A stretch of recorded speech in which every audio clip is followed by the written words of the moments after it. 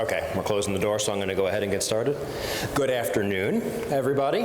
Welcome to the nuts and bolts of succession planning. We have our two esteemed experts here on the panel today. We have Will Swearingen and we have Ignacio Reyes. Will is from the Zweig group and Ignacio is from DLR group. I'm going to go ahead and read an introduction for both of them just to let you know who they are and what they're about if you haven't already seen them in any of the other presentations. I'll start with Will. Will Swearingen is the principal of the Zweig group, where he leads the firm's ownership transition consulting division. With over a decade of experience, Will is a recognized subject matter expert in ownership transitions, planning, and execution. His unique expertise lies in his profound ability to leverage comprehensive industry data from the Zweig group, encompassing valuation, operations, profitability metrics, employee sentiments, and more to inform and optimize transition strategies. Will's extensive tenure at the Zweig Group has ingrained in him a deep understanding of industry trends and insights. Leveraging this valuable depth of knowledge, Will works with management teams all across the U.S. to develop ownership transition plans that range from straightforward one-to-one transactions to intricate projects requiring sophisticated modeling and stakeholder education. He ensures that his clients are equipped with the critical data necessary to lead successful firms. From creating benchmark tools to designing compensation programs for transition planning, Will builds invaluable resources for decision makers. Beyond his consulting work, Will is a sought-after public speaker and thought leader on topics such as ownership transition, fee and billing trends, and mergers and acquisitions, which is all what we're here to talk about today, within the AEC industry. Coming from the lineage of architects, Will possesses an unparalleled passion for the AEC industry. Will's dedication to the AEC industry and his ability to translate complex data into actionable strategies makes him an invaluable resource for firm owners navigating the complexities of ownership transition. And then complementing Will today, we have Mr. Ignacio Reyes, FAIA. Mr. Reyes is the Senior Principal and Chief Development Officer of the DLR Group, where he leads the firm's growth strategy through mergers, acquisitions, and organic regional expansion. He joined the DLR Group in 2023, and he sits on the firm's executive leadership team and helps execute major growth initiatives and ensures investments align with the business strategies.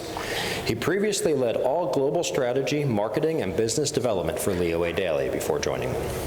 He's a graduate of Florida A&M University. He began his professional design career in 1993 and focused on higher education, cultural, hospitality, and civic projects. Mr. Reyes has been published numerous times and is a recognized national speaker on topics of education, educational design, business management, growth, and communication. He served as the 2021 president of AIA Florida and previously served as the AIA Florida vice president for advocacy for 2 years. Currently, he serves on AIA National Strategic Council as a member at large and previously on the ARCIPAC committee, while volunteering for the Nexus mentorship program in the AIA College of Fellows. He is a member of the Design Futures Council and was recognized by the council as a senior design fellow in 2020. And of course, he is a registered architect in the state of Florida. With that, I'm going to turn over the stage to these two gentlemen. At the end, I'll have the microphone and walk around to take any questions you may have. Yeah. All right. Thank you, Bryce. Right. Those are such generous introductions. It's weird to hear your introduction. It's kind of strange. Yes. Yes, I'm Ignacio with the DLR Group, and with me is Will. Good to be here. We're going to talk a little bit today about succession planning in terms of your business and your business operations and how you can transition your business operations, value it, and look at opportunities for you for the future. This is our first time presenting together. Yes, it is. It's going to be a conversation. We're going to bounce this back and forth. So yeah, don't worry, right? But I do think that people should be considering why we need to talk about this particular topic. In fact, yesterday I was having 2 conversations with people. I was asking them about their practice, and they said, actually, I don't practice anymore. I shut my firm down 10 years ago, but I'm still here just kind of hanging out, being part of the community. But too often we hear people just shutting down their shop and actually not accessing the value that's inside the firm. And so when we think about why we need to understand or consider ownership transition planning, that's what we're here to talk about today. So there's a lot of different reasons to explore the transition of your firm. So a lot of different ideas. One of the things you look at is, can selling your practice and becoming part of something help you leverage opportunities for bigger and more diverse projects, getting involved in other areas. You may want to scale up to diversify your market sector base. Maybe your firm only does higher education and you want to get involved with, say, hospitality or the private sector market. There's always the ups and downs of the flow of the market sectors out there between government spending and private equities, private spending. So you may want to look at scaling diversification. You may have limitations for what your staff can do in terms of opportunities for leadership. A lot of firms have a principal in charge and then a body of individuals that support that principal. And some firms just get to a point where there's nowhere for people to grow. So one of the opportunities of transitioning your practice is to create those avenues for individuals to then grow and advance their careers, whether it might be become a principal themselves, have an ownership stake in the company, maybe buy you out and transition your world, but you want to create some new pathways for leadership. I think oftentimes it's a misnomer. People think that they're giving up or that it's an exit strategy. You were talking about somebody at DLR that's risen through the ranks, that was acquired via... Yeah, absolutely. We've got 4 managing principals that are at the very top level of our executive team. Of those 4, 2 individuals came from various acquisitions that DLR Group has done over the last 20 years. One of those individuals was just an employee, a designer, who became our chief design officer, who is now a managing principal in the firm. He wasn't a seller, he didn't have a firm, he didn't sell a firm and create money for himself. He literally just rose in the ranks after having been acquired because he had a whole new opportunity for himself to grow, a pathway for him to grow, and now he's a managing principal of our firm. So it's, go ahead. Sorry. Well, we just sort of talked about the options here, right? It's either transition the business or shut down. And via the transitioning process, and what it really does is it impacts every aspect of the firm, from the benefits that you can afford to pay your people or the clients that you work with, really every aspect of your company, the markets in which you deliver services, everything's impacted by the transition, right? And most importantly, I think something that people don't fully understand is that there's a lot of value in your companies, and so this is the path to liquidate or exercise the value that you've built inside your organizations. So again, thinking through exiting the business versus growing the business, there's ownership transition, there's ownership expansion. It takes quite a while to actually transition a business from a financial standpoint, but from a leadership standpoint, there's also a lot that has to happen. And so when we think about what is the criteria for an equity partner in a business, it's different, right? It's different in different circumstances. Every different company has slightly different culture, slightly different objectives. And so understanding what's the role, what is ownership at your particular entity is something that is oftentimes not fully articulated and moved through the company. There's a lot of small privately held companies in here where the single owner or multiple owners are viewed as the singular leadership in the company.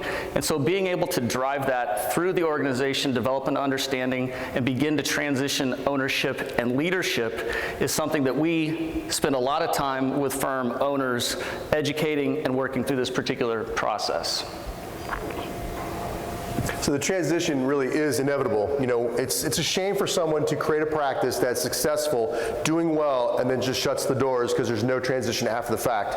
There is nothing wrong with recognizing the value of your organization that you've created, the wealth that's been planned in there, and transferring that into a retirement for yourself as you transition out of a firm. There's nothing wrong with that at all. And accepting it and recognizing that there's going to have to be a transition. I mean, unless anyone raise your hand if you're immortal. No. All right, no immortals. So you're going to have to create some sense of transition, some plan for transition, if you want to recognize the value of what you put into your firm. And there's always value in your firm, always. So learning objective 1, we're going to talk a little bit about some of the most common approaches to ownership transition. And we'll talk about what those really mean. This slide is really just to sort of indicate the amount of opportunity in the industry right now. If you're not familiar with Zweig Group, we collect a ton of data. We do a lot of research. This comes from our principals, partners, and owners survey. And really what we're just sort of highlighting here is that within the next decade, roughly 90% of the owners that we surveyed are looking to transition their business. And so when we think about the timeline that it takes to actually transition a business, 10 years is a relatively short time frame. Only less than 10% of the sample were under the age of 40. And so again, just looking at the magnitude of the opportunity to think through the future of your company, this could be looking at your own internal transition or looking out at the market for growth strategies to see where you might be able to pick up a company via acquisition due to this particular dynamic right here. When we start to think about sort of the roles of ownership and what that looks like, this is, again, from the survey, we looked at what's your current sort of day or week look like from a time management perspective. And so as you can see, the light red indicates the real time allocated to that particular activity versus the ideal time. One of the things that's interesting is that roughly 40% of principals' time is spent on, it's BS, right? It's firm management, it's dealing with people, it's the crap that nobody wants to deal with. Only 20% of the time, less than 20% of the time, is actually doing what you want to do, which is design work. One of the things that we also find pretty interesting, is that the leadership and mentorship category, people want to be spending more time on that particular activity, and they're spending too much time on project management. Right there, we really think that there's an opportunity for principals and or owners to sort of reallocate or reshift how you think about project management, how you think about interacting with the next tier. And so being able to sort of shore some of this up, again, is something that we want people to be thinking through as they're looking at how do I shift my day or my responsibility in the business. How little is spent actually on the planning for the future. Right. You know, what is the future transition? Less than 1%. Less than 1%, exactly. It's very, very interesting. So there's all kinds of different transition options to explore. So I want to throw out a question to the crowd first is, how many people are here think within the next 10 years you'll have to make some kind of a decision? So more than half of the individuals here know that in the next 10 years, a decision of some sort has to be made. So some of the options you can explore is, I'd say the first one is the traditional internal transition. This is the romantic, wonderful, idealistic idea where you can say, it's so romantic, actually. It's wonderful, it's beautiful, you want to pass it to the next generation that you've mentored, that you've grown. It's awesome, it's great, it's a wonderful idea, and there's several different aspects of it. So you have to have separate kinds of agreements with you and this next generation. You have to have understanding of what the shares, the ownership stake is like, what's the value of your firm. So in order to do that effectively, you have to have someone come in and value your firm as it is right now, to then create a program for shares to sell to those individuals.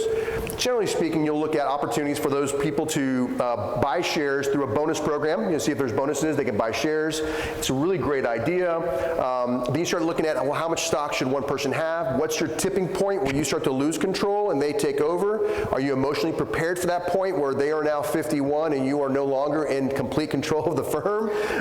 Real quick, has anybody lost control of their business? Not sort of, your business has gone out of control, but has anybody sold below control? Because it is a significant emotional trigger for people, and it really hamstrings internal transitions. It doesn't sound like anybody's gone through that particular process.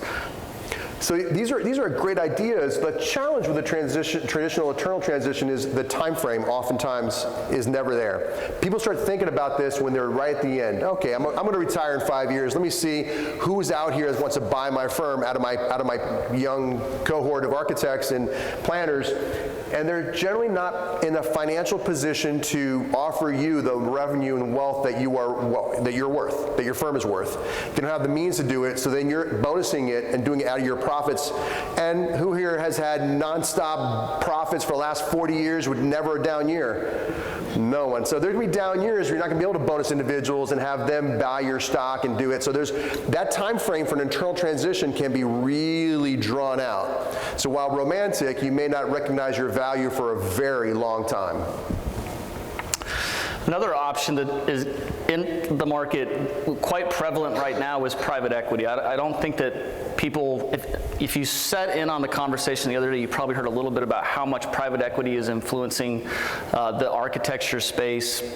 But it is a significant option, and certainly is an attractive one when you start to think about what the future holds and how private equity grows value, and you get sort of the second bite at the apple. But oftentimes what we're sort of looking at in this space is tuck-ins. Most of you all aren't going to be big enough to be a platform type investment, but you would get sucked into a platform and would be a complement, and that could be for geographic expansion purposes or perhaps a market or discipline growth objective from the platform.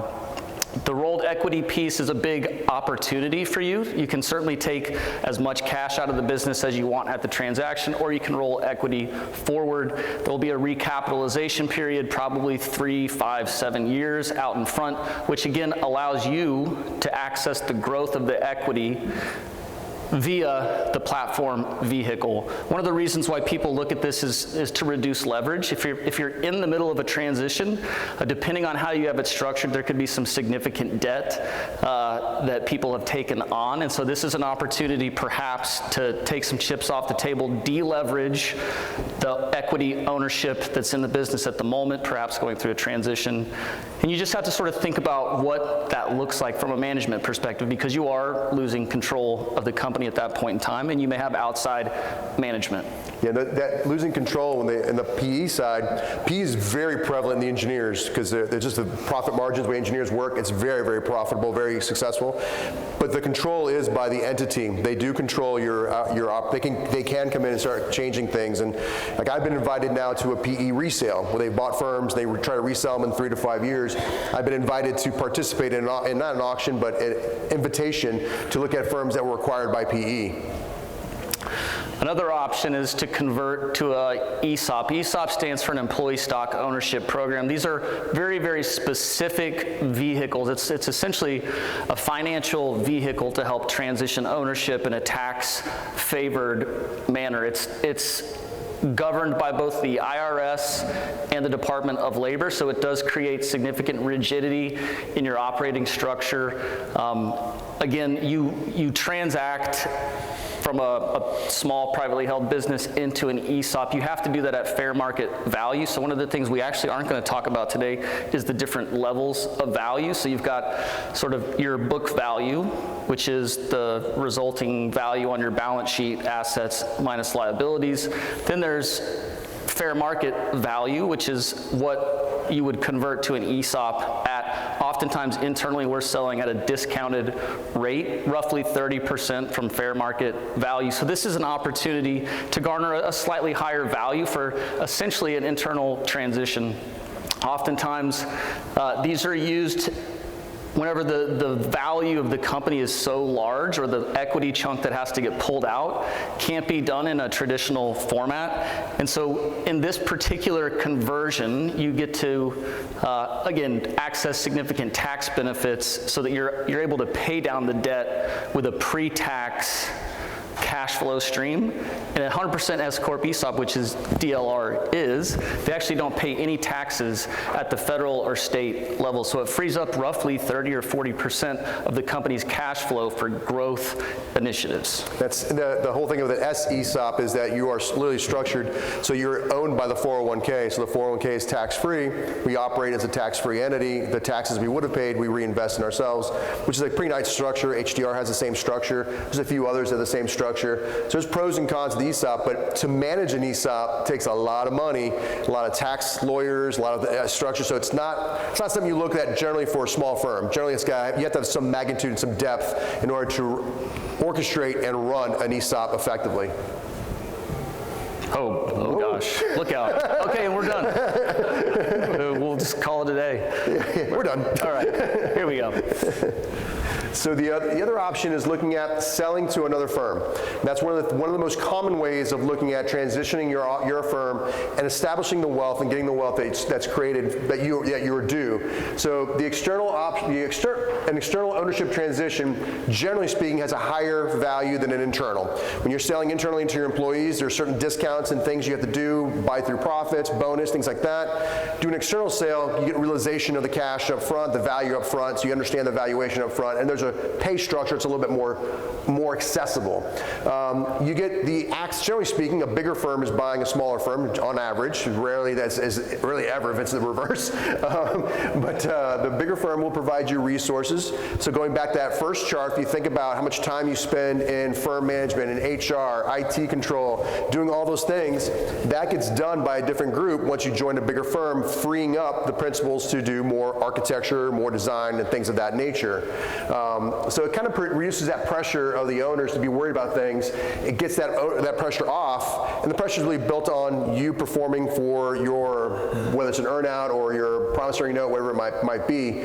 The bigger issue too, I think the bigger issue from my perspective when I talk to firms, it creates all new avenues for growth. It's an extraordinary opportunity to create new avenues so that your staff can now achieve leadership in a new firm.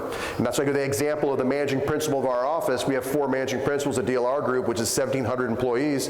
And one of those managing principals was just an employee that was acquired in a practice and worked his way up to being, position A, B, and C till he got all the way up to being the managing principal of the firm through acquisition. So it creates all new kinds of opportunities for staff to develop, grow, and explore new models and new opportunities. And you can oftentimes create advantages by associating with a bigger firm that has more diverse market sectors. So if you are say a K-12 or you're a hospitality-only firm and you're partnered with a bigger firm, you're swallowed up, so to speak, that big firm might want to do healthcare in your same region. You have new partners, new avenues, and apply some of the hospitality design issues inside of the healthcare environment. So you start looking at advantages associating with larger firms to win new clients and extend to new markets, building that base. Okay. So common issues with transitions is a really important thing to think about. The number one offender is waiting too long to initiate. People, I think Ignacio said this a little bit earlier, but people wait until the very, very end to start to initiate or effectuate the transition. And it really does create bottlenecks from a financial perspective, but you also start to see internally inside the firm, you'll start to see discontent, you'll start to see turnover, you'll start to see things. There's certainly indicators within the business that the transition has been delayed. And so this is, I would say, the number one offender right here is waiting too long to initiate. Not having a formal succession plan for leadership or management. You can have the financial mechanics dialed in. You can have all of that sort of mapped out. But if you don't have a leadership succession plan, it typically will fall apart. Not having a current valuation or a current formula that yields an adequate equity value for the business. We see so many weird formulas out there. One company had a formula that for every desk that was in the office, it was an extra $1,500 to the equity value of the company. So you just start to see all these really weird sort of thought processes around what the value of a company is. Something that comes up quite a bit that I think people probably may not understand how often it happens, but partner issues. Anybody got a partner? Yeah, we won't pick on people, but inside ownership structures, things can get a little bit dicey, and so being open, being transparent, having the conversations, spearheading issues out front, being out in front of those, and making sure that you have the emotional intelligence to deal with partner issues is something that I think oftentimes gets misunderstood and maybe not fully understood. I mean, we're people, we're creatures, and certainly in these high-stake, high-value arrangements, issues can happen. I know one thing, just to pile on that for a quick second, with the partners, I'm dealing with a firm that has 4 partners in it right now. One wasn't really on board with the idea of transitioning. He had this idea that this is his life and this is his name and he's not ready to let go. The other 3 partners collectively create the majority and said, no, know we are going to do something. So it could have been forced, which I think would create a negative environment for everyone, both buyer and seller. What we've done is work with those individuals for the last 14 months, going on 15 months of conversations, of process, of exploring, does this make sense? Are you comfortable? These are the options.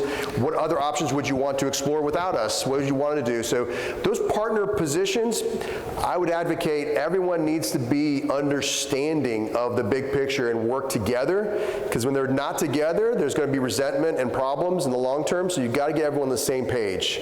That's my advice. Everyone should be on the same page from a partner perspective. Absolutely.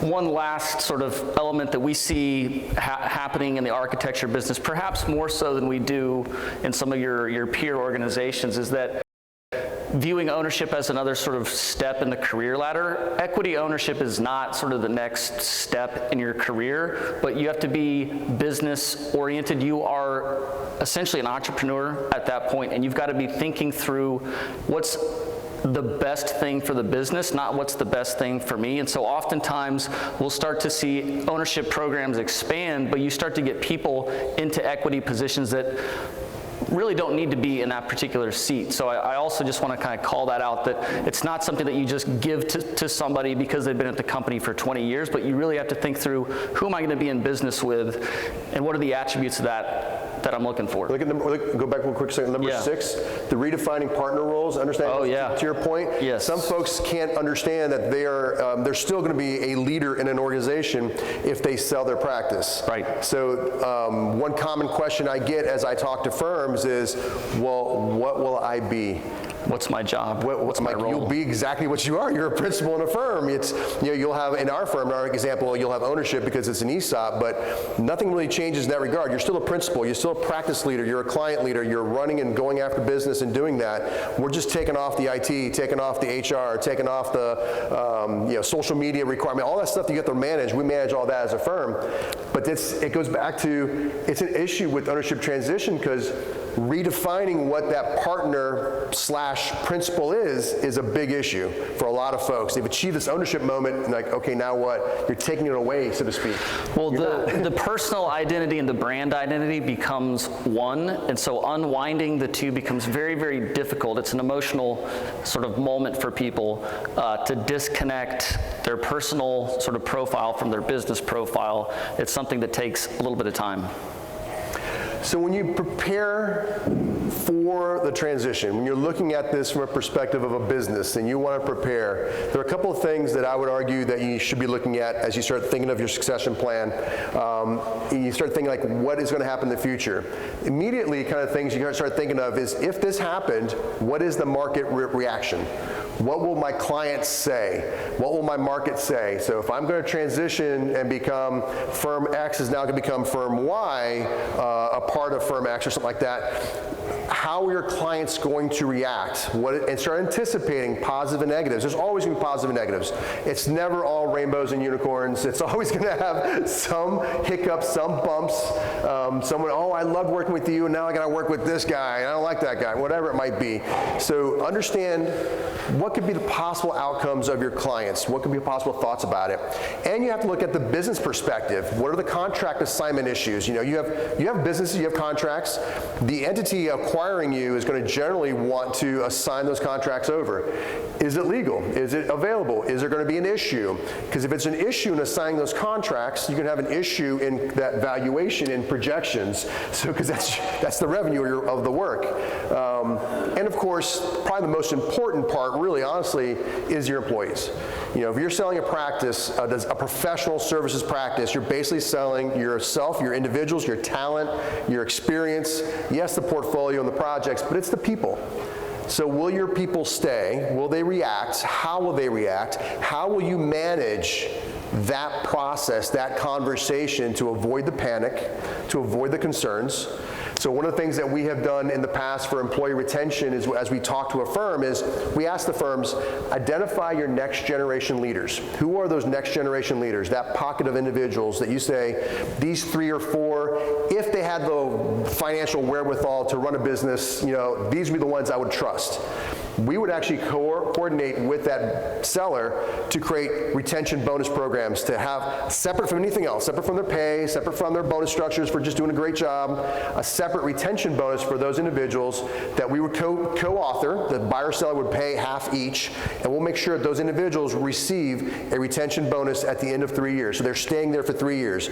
The hope being, as you get into year 1, year 2, year 3, you've adapted a culture, you understand the positives of the program, you understand the negatives of the program, you understand both of it, you see all sides, but you're bought into this vehicle that's going to hopefully help you generate more wealth in the long term and more success. So we look at those and we create these we call them stay bonuses. They're vested over 3 years so people can stay to ensure that we keep the employee retention at the highest levels that are going to be your next generation leaders. And before I go on to the next one, I know there's a few folks in the room, I know a few folks that have sold their businesses, right? Anyone here has sold a business? We got one. There's They got two? Okay. Yeah, at least 2. So you've gone through some of these endeavors and some of these positive and negative outcomes, so we may be picking on you for some questions. Well, in marketing and communications at this particular stage plays such an important role in that employee retention piece because people automatically default to the worst case scenario. In the absence of information, their minds run wild and it's worst case scenario after worst case scenario. But in reality, this can be the best option for the business and your people. The next more technical phases, once you get around the emotional and the planning out for the client expectations, your marketing plan, your employee retention, you're gonna have to do a lot of individual little parts. So, we're looking at a firm right now we're talking to, and everyone's using BEM, everyone's using Revit, except the partners who are all Mac. And they're like, if you can't accept Macs, the deal's off. I mean, that's how religious Macintosh users are. He's one right there. We're working off one right now. Yeah. So literally, the technological integration is critical. How are you going to integrate the technology? How are you going to transmit all the data, migrate all that data? How are you going to do it in a way that reserves cybersecurity? So like a firm like ours, or any firm that's larger, generally speaking, might be doing federal work or federal contracts. Federal contracts have certain cybersecurity requirements. So as we look at a firm that's smaller coming in the door, we may have to wipe your servers or buy what we do. We actually buy all new servers and all new laptops walking in the door. Just unless you just bought them yesterday, we're going to probably wipe everything for cybersecurity reasons to control the environment for our federal client base. So technological integration is critical.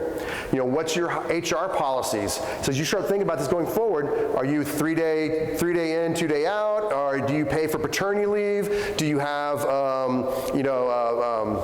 certain kind of benefits for spouses that are not married but partners? I mean, how do you treat HR situations that's going to change? Because you're going to end up having, generally speaking, the program of the acquiring firm. What's the comparison? So one thing we do with our firms is we do a comparison of both programs right up front. So you see, this is what you currently have, and this is what your medical permits are, medical plans are, this is what our medical plans are. So planning out those HR issues are critical. Are there any legal compliance issues? Do you have people on H-1B visas? That's a big issue. H-1B visas are very expensive to support. How much have you promised individuals? It's the last thing anyone wants to do, at least for us. We don't want to come in and say, I know she promised you this, but we're going to say no. We don't want to do that. We want to honor the promises made, but there's costs associated. So identifying any kind of compliance concerns. And then the big one is really the financial performance requirements. As you prepare for this conversation, most small firms work on a cash basis.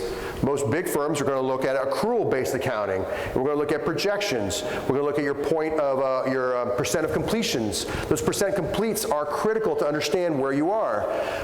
Again, talking to another firm, we looked at their projections. Fantastic, all 4 partners, we're having the best year ever. They got all these, they bonus themselves, everything's wonderful. And then we do the due diligence and we go, but you haven't paid your consultants. So you really don't have the money that you think you have. That is accrual-based accounting. That's a basis. Like, have you done this right? What's your percent of complete? Not just what you've invoiced, but where are you on the project? And have you paid the consultants appropriately to know what you actually have in the bank what your balance sheet should say versus what you currently have just because a check came in the mail.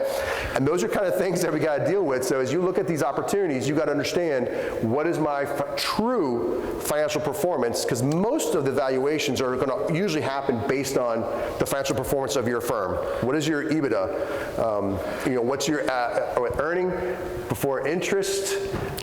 Depreciation, amortization. Well, I think I missed the taxes part. You missed the taxes? Well, you don't pay taxes. I don't pay taxes. So. You don't pay taxes. We're in Florida, there's no tax here. Right. No, well, consistency in your financial reporting and quality reporting in your system is critical from a valuation perspective. And certainly when you're getting into due diligence, it helps create confidence from the purchaser or the investor when they can look at your books and understand the reality of the rhythm of the business and how the financial performance has flowed over a period of time. And lastly, really, when you look at it, start thinking, if you're in doing this process and you're going through these steps and you're mentally preparing for this, what's the business strategy? What is happening long term for your business? How are you looking at this and saying, okay, I'm going to transition my company to firm X. What are the doors that you think might be open that you can start looking at a strategy that makes sense to start building something for the future? What is the expansion planning? All right, I'm going to do this, and I'm hopefully going to grow to have another 10% of employees in my office. Where are they going to sit? How are they going to happen? Will the other firm have people in the same location join you? That's a possibility. Sometimes firms will come in and buy a firm that they already have an office in the same city. How will those two entities come together? That's planning. You got to plan culture, plan physical environments, your CapEx expenditures, what kind of desks and chairs and huddle spaces, all that kind of stuff. But the cultural integration and acceptance is probably the biggest part. When you start planning this idea out that you're going to make this transition, the one thing that you really got to get your head around is you are making this transition and your employees are along for the ride.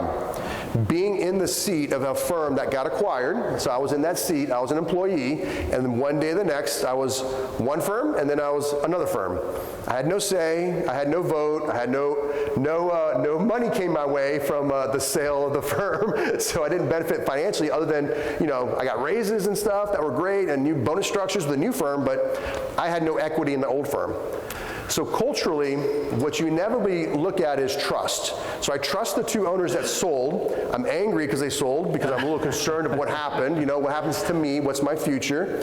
When the two owners start to use the sale as a crutch for issues, I don't get mad at the firm that bought us. I get mad at the people that sold. Don't blame them because you cashed out. Don't blame them. You're the ones, don't talk bad. So when I talk about cultural acceptance and integration, the principals that sell the firm have to be the biggest cheerleaders. They have to. Because people are looking at it as a broken trust, and it's unfair because reality-wise, they can't write a check for a couple $1 million. There's a reality of what the value is. You have a value of what you've created. There is nothing wrong with that. When I recognized and understood what my old firm sold for, because I found out, I was like, wow, yeah, I can't write that check. I could never have written that check. So, okay, well, now I understand that's not a viable pathway for me. So I say the same thing to you if you're looking at valuing or selling your firm. Make sure you become the cultural leaders of integration.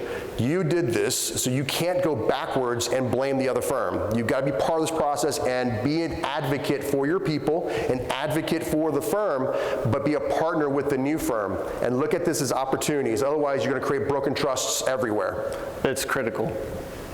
Okay. Yeah, so when you look at ownership transition holistically, there's really 4 key components. There's the financial elements, there's the management succession, there's corporate governance, how decisions are going to be made, how is control derived inside of the organization or in the combined organization, and then to the point that Ignacio was just making about cultural continuity, it's so critical that the culture of the business and or the combined entity becomes what was envisioned, right? And so when we're thinking about the financial components, that's the valuation, that's the top number, that's the forms of compensation for key people, that could be the bonus programs and or the terms of the deal. When we're looking at this, I'm kind of thinking through this in more of an internal ownership transition lens, but all of this still holds true in an external transition as well. We've talked about developing a succession plan. Does anybody have a formal succession plan in their business right now where you're working to develop that next tier leadership? While you guys were talking, ChatGPT just did it for me in 30 seconds. Beautiful. Yes. Sweet. Yes. AI, man, AI's going to do it all for us. Read it later. I love it. I love it. Create But a transition plan for me. It's actually not that hard. I think it's more about just communication and being intentional with how you work with the people in your organization. But grooming people to take over the company is certainly a longer term process. Corporate governance, does anybody have a formal board of directors, or are you guys just kind of managed by consensus? Anybody have a board that they report to? Nobody. It's all, okay, we got one or two. Okay, there's a couple. But you know, that in and of itself is a significant change for a lot of companies to have a formal sort of corporate governance structure where it's not just one or two people that govern by consensus or sort of a dictatorship, if you will. But you know, looking through how key decisions will be made, again, is a significant part of the process. And we do the internal transition because there is a culture, there is something special about the entity that we want to keep alive. And so, again, making sure that all these pieces are working in concert is really how we make sure that the transition is successful. One of the things that I think is often misunderstood, whether that's on the high side or the low side, is understanding the value of your company. And so communicating the value proposition, again, is key. No, so when you start talking to a buyer-seller kind of arrangement, you're having a conversation, whether it's internal or external, know the value proposition of your firm. And I don't just mean the price tag, but do know, how are you performing? What is your average profit range? What is your average revenue, net and gross? How are you operating? But what are you? Maybe you're a specialist. Maybe you're a specialist in luxury hospitality in the Caribbean. That's a fantastic specialization. Know your actual value proposition to approach folks who are part of this buy-sell opportunity. They have to understand what they're getting from a perspective of value. And that goes back to the whole thing, the portfolio of interest. Maybe there's a high growth area. Maybe you're sitting right now in Miami, Atlanta, Dallas, Phoenix, high growth environments. Those high growth environments have a value to a buyer because they have projected demographic expansions and projected growth. Get your house in order. Make sure you have your financials in order. I talked to a firm recently, a little while back, that was great, wonderful. I could not understand their financials, could not get their financial situation to mesh. Made absolutely no sense. They couldn't tell me, I couldn't tell them. I'm like, how do you pay taxes? Because it doesn't make any sense whatsoever. We had to walk away. We walked away from the conversation, even though they're great people, because their financial situation was a mess. Understand the whole idea of the cash to accrual basis. Make sure you have all that stuff. If you have family in the company, I gotta say that's a big issue. Understand it, say it out loud, let everyone know, yes, I have family, this is my family situation, these are the agreements I have. Understand that so that can be resolved. I would say it's amazing how many 14-year-olds there are on payroll these days. Yes, it's amazing. Know it. Or retired individuals that, well, isn't that your mother? Yes, but she's an integral part of my business. Really? Is she really an integral part of your business?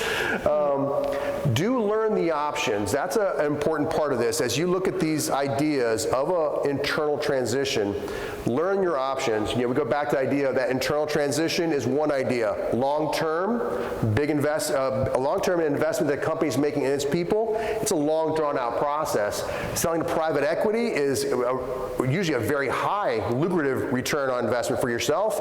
You get a lot of revenue, but you have control concerns. There's some pros and cons there. Converting to an ESOP, really, like we said before, that is really for bigger firms because it takes a lot of management structure, a lot of legal issues, and it's not not something that an average small firm can handle. Their ROI isn't there in terms of paying for creating an ESOP when you're a very small firm. Then of course, if you're going to sell to a private firm, another firm, basically another firm, what are the issues associated with that? What's your structures? Generally when we look at selling or buying a firm, we generally look at a firm, we look at it in terms of a certain amount of cash up front, a certain amount of cash in a 3-year promissory note with interest, and a certain amount is earnout. And the earnout is because we want the sellers to be vested in the company. So we make sure that if you want to be part of this process, it's a team effort, it's a give and take. We do a lot of cash up front, but we're part of this process where there's an earnout situation, and you say if you make this much, you get 50% of that profit. If you make this much, you get more, like whatever it might be, but you have a structured pathway to incentivize the seller to continue to operate. That's a big part of the whole idea of how we structure certain deals, and a lot of other firms do the same thing. Yeah, absolutely. Deal structure is something that we really haven't talked about today, but it becomes a big part of the conversation, whether it's a stock purchase or an asset purchase, how much cash is up front, how much is in notes, how much can be enrolled equity. There's a lot to consider when you start to think about the deal structure. Sure, you're going to get a number, you're going to get a top number, but the details of how all the consideration gets put together and how that flows out to the seller, something we didn't really talk about, that's probably for a different discussion, but a significant part of what we're talking about. Okay. Well, the emotions. Should we sit down for this? Yeah, right? Get a couch. Let's get a couch. I mean, there's so many emotional triggers and challenges that happen as you're going into a transition, and oftentimes is why people wait so long to do it, because of these particular pieces right here. A lot of folks are always stuck in that legacy mindset. I created this firm, I started from scratch, I made it, and they're stuck looking backwards and they can't look forwards. And that's what happens a lot of times is folks don't think ahead and they get themselves in a position where they can't sell because now it's so late. It's so late, they haven't groomed the next generation, there aren't investors, there isn't money, and they've waited too long because they're stuck in a legacy. The other emotional challenge we mentioned before, this idea of embracing the situation or challenging it. Are you going to accept this process, or are you going to embrace it? And that's what we've seen certain people say, well, I've accepted it because I've got my money, I got my earn, I got my structure, I got my contract. But if you embrace it, are you building? Are you advocating? Are you jumping forward? And then the change is very hard. So change is hard, but if you manage the change, it can be great.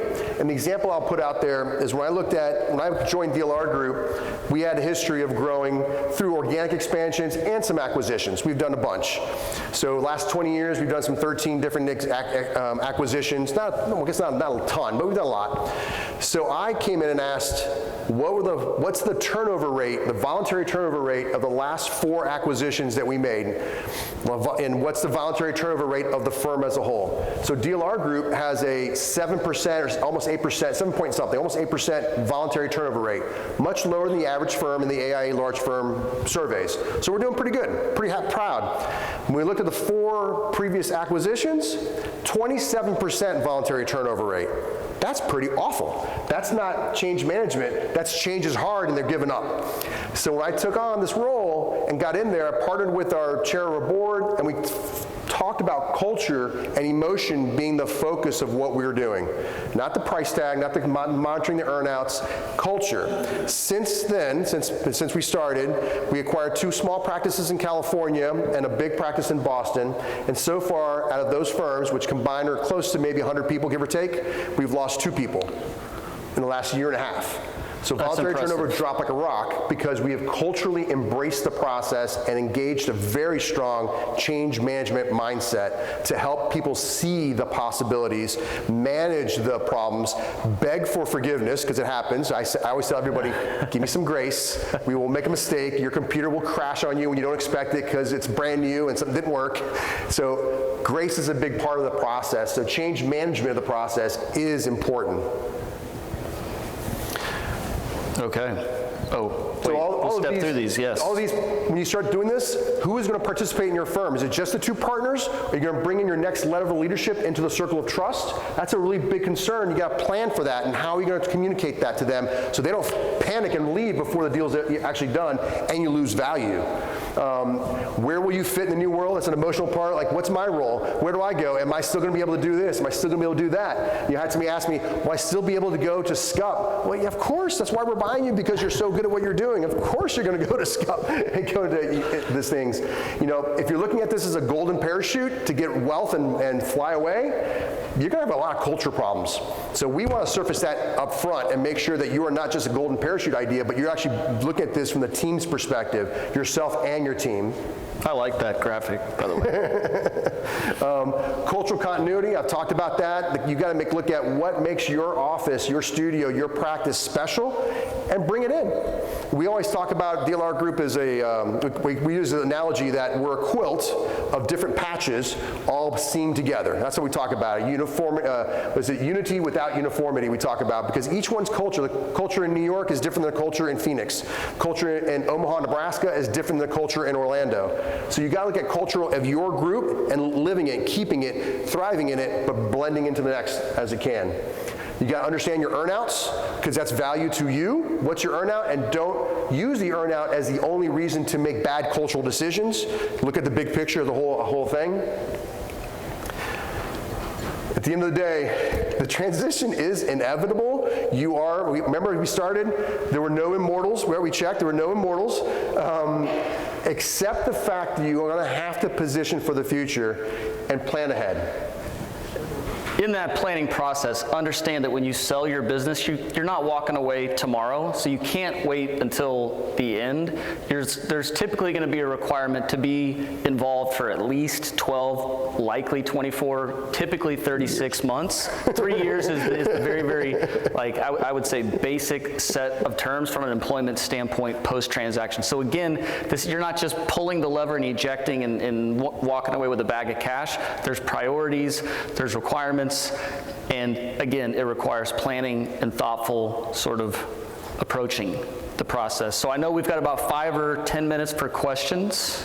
So if anyone wants to raise their hand for questions, but I am going to actually use my privilege of being the mic guy to ask you a question first, guys. Sure. Shoot. So for item number 1, which is the classic transition path of fostering it from within, what are ways that firm owners can start to financially structure it up front to be able to, for those who earn less, to be able to start to afford it, to buy it in some way?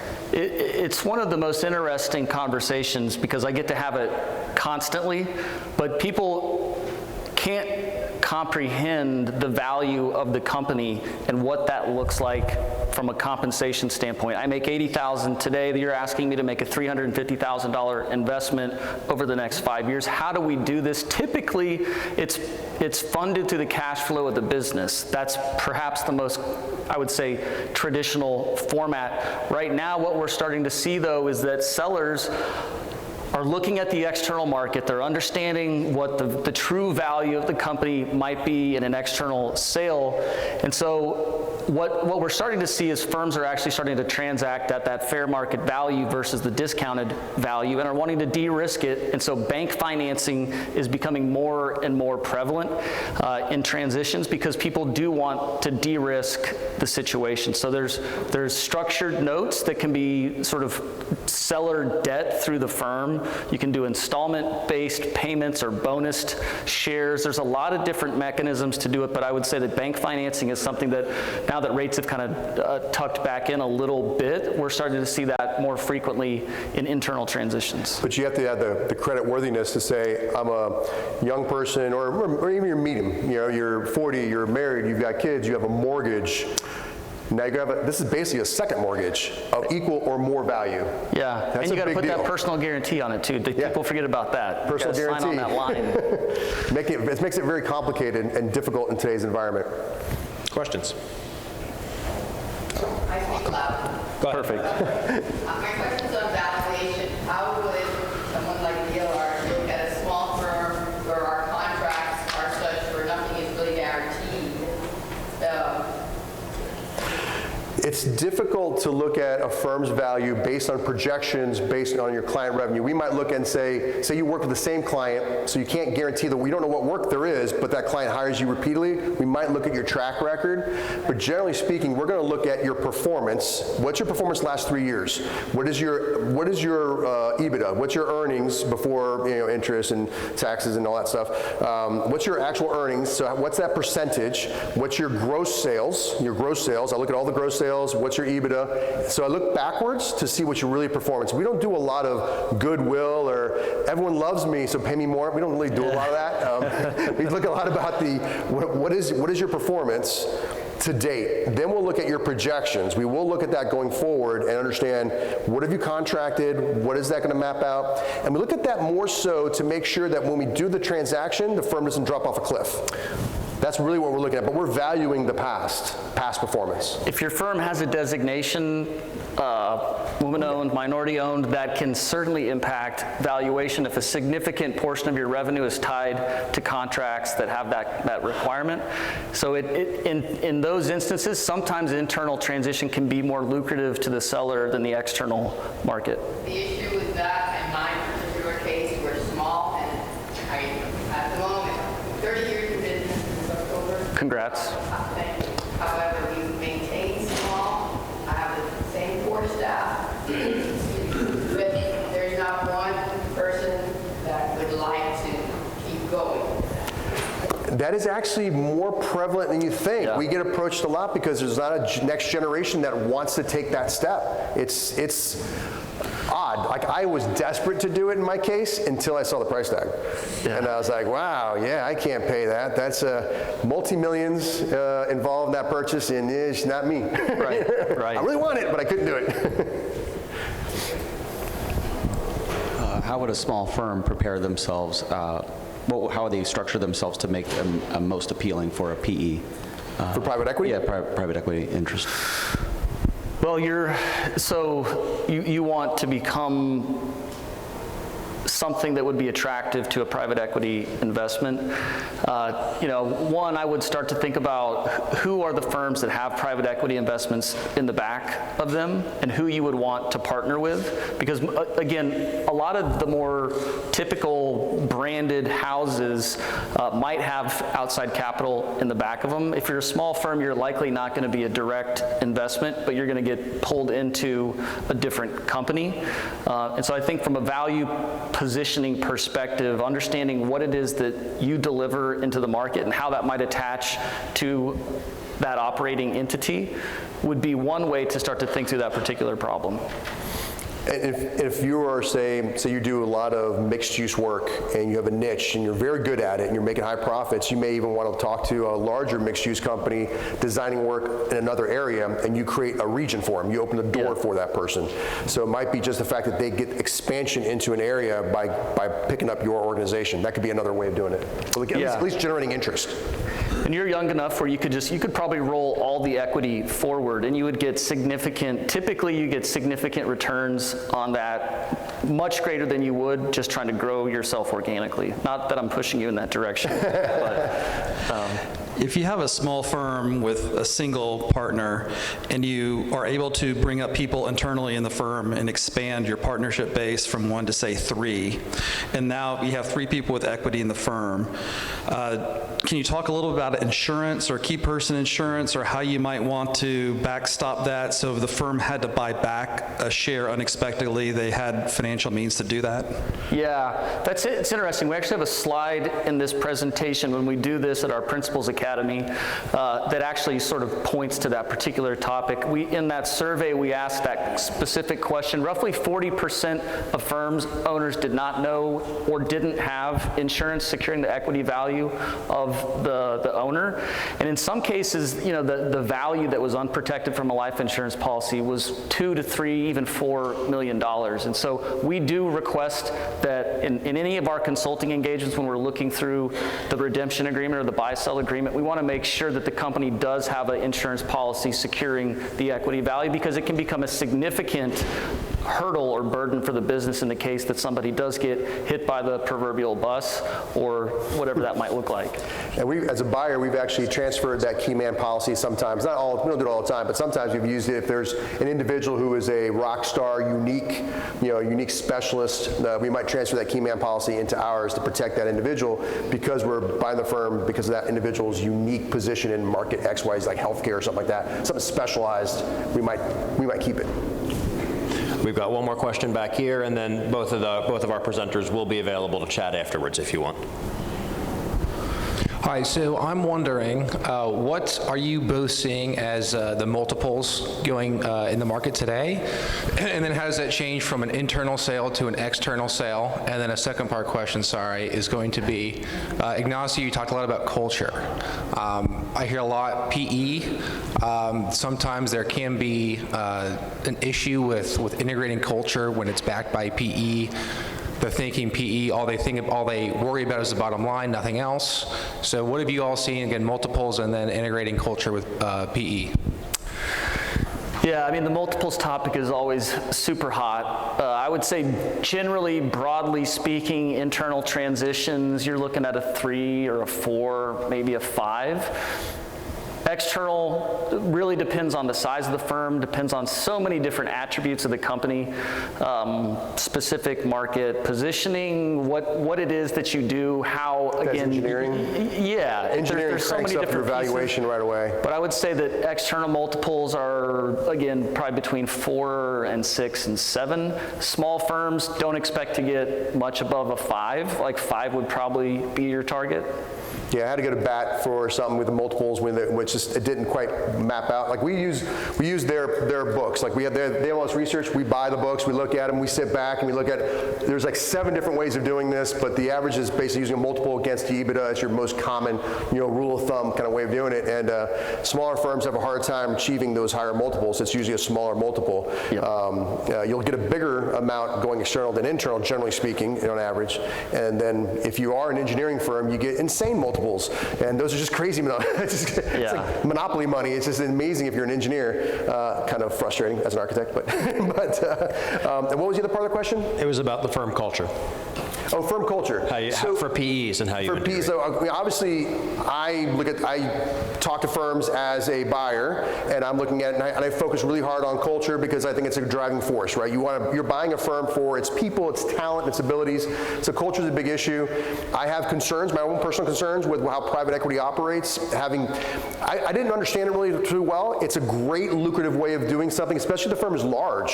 Transitioning a large firm, private equity, can be a really amazing way of helping everything happen in transition, but I got invited to a private equity resale, which is kind of like, hey, we bought these firms, I'm going to flip them. It's like buying a house and you put in a new kitchen, I'm going to flip it now. I'm like, no thank you. I'm like, I don't want anything to do with that. So that's just my personal opinion. I'm not a huge fan of private equity. It has its place, and it's doing amazing things. It's super heavy in the marketplace. I mean, my gosh, PE is everywhere. But I focus on the people and the culture longer term. PE doesn't always look at a long-term investments. Sometimes it's more of a short-term. Yeah, you make more money. I will say this, a PE will pay more than we will. That's a fact. We can't match PE money, but we have a longer horizon. We have a more of a romantic, long-term envision that we want to accomplish. Okay, everybody, unfortunately that is time. Did everybody find this helpful? Was this? Okay.